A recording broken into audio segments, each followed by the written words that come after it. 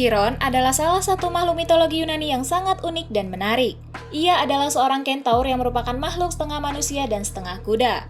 Ini berarti bahwa tubuh bagian atas Chiron menyerupai tubuh manusia, termasuk kepala, dada, dan lengan. Sementara tubuh bagian bawahnya adalah tubuh seekor kuda. Dalam video kali ini, kita akan membahas 7 fakta menarik tentang Chiron manusia bertubuh kuda. Nomor 7. Asal-usul Chiron. Chiron adalah anak dari Titan Cronus dan nimfa laut bernama Pilira. Ketika Pilira melihat bentuk kentaur yang aneh dari anaknya yang baru lahir, ia sangat terkejut dan memohon kepada para dewa agar ia bisa berubah menjadi pohon, sehingga ia tidak perlu membesarkan anak kentaur itu. Dewa Zeus mendengar permohonannya dan mengubah Pilira menjadi pohon willow atau pohon salam. Cronus adalah salah satu Titan dalam mitologi Yunani. Ia adalah anak dari Uranus dan Gaia, dan juga merupakan saudara dari para Titan lainnya seperti Zeus, Poseidon, dan Hades. Cronus dikenal sebagai salah satu Titan yang memerintah dunia sebelum digantikan oleh Zeus. Pilira adalah seorang nimfa laut, juga dikenal sebagai nimfa pohon willow. Ia adalah anak dari Oceanus dan Tethys, yang merupakan dewa dan dewi lautan dalam mitologi Yunani. Pilira adalah makhluk yang cantik dan anggun. Nomor 6. Kepribadian dan sifat Chiron.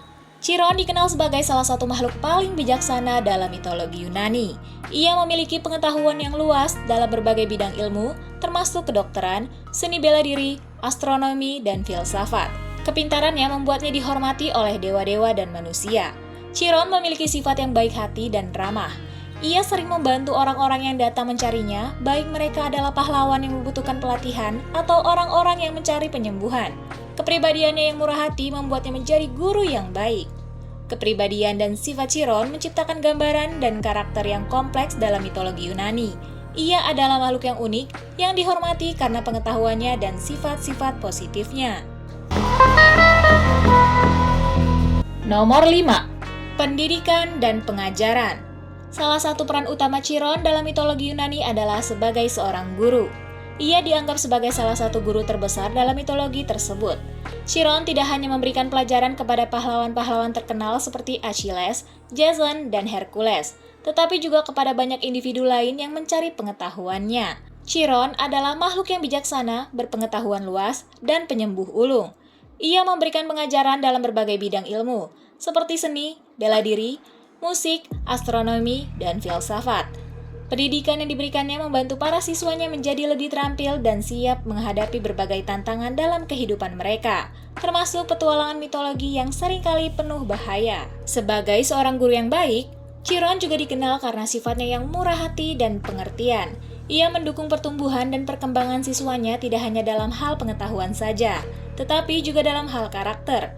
Kepribadiannya yang bijaksana dan penyembuh membuatnya dihormati dan dicintai oleh banyak orang dalam mitologi Yunani, serta membuatnya menjadi salah satu tokoh sentral dalam banyak cerita mitologi. Nomor 4. Penderitaan Chiron. Luka oleh panah Hercules.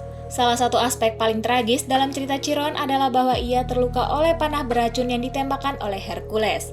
Saat Hercules sedang membersihkan hutan, ia tidak sengaja melepaskan panah beracun yang menusuk Chiron. Panah ini menyebabkan luka yang sangat parah dan karena Chiron adalah makhluk abadi, ia tidak dapat mati untuk mengakhiri penderitaannya. Sakit yang tak berkesudahan. Karena keabadiannya, Chiron tidak dapat merasakan kematian seperti makhluk lainnya. Sebaliknya, ia harus menderita sakit yang tak berkesudahan akibat luka panah Hercules. Penderitaan ini membuat hidupnya sangat menyedihkan, karena ia tidak dapat menemukan kesembuhan atau akhir dari rasa sakitnya. Nomor 3. Pengorbanan Chiron.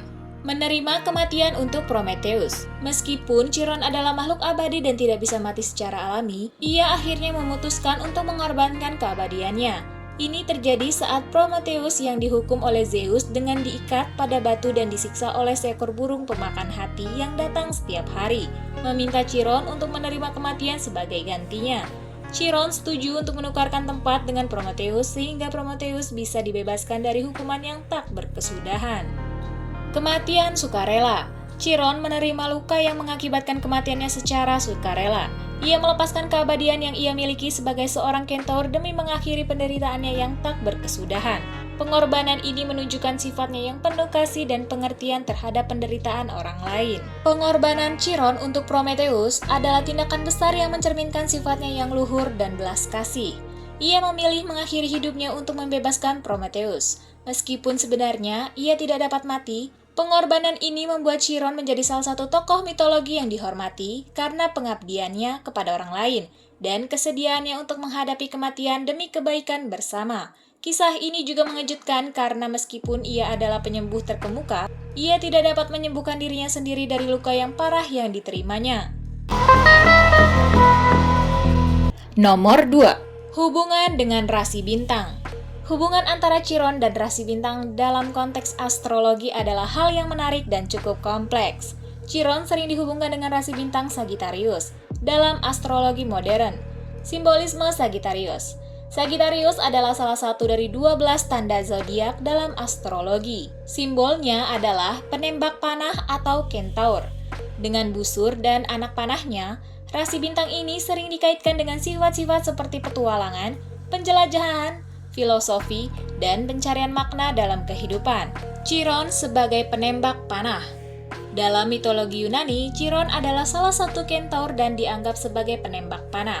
Ia memiliki keahlian dalam seni perburuan dengan busur dan anak panah, yang sesuai dengan simbolisme Sagittarius yang juga menampilkan penembak panah. Ini menciptakan koneksi alamiah antara Chiron dan rasi bintang Sagittarius.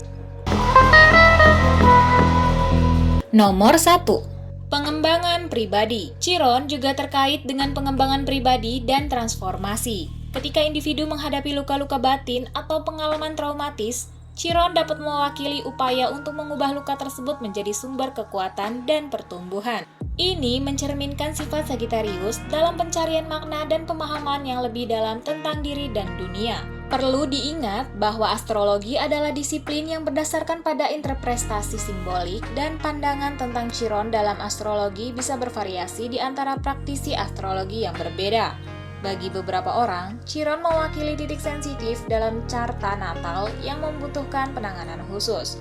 Sementara bagi yang lain, ia adalah sumber inspirasi dan pemahaman yang lebih dalam tentang perjalanan pribadi mereka.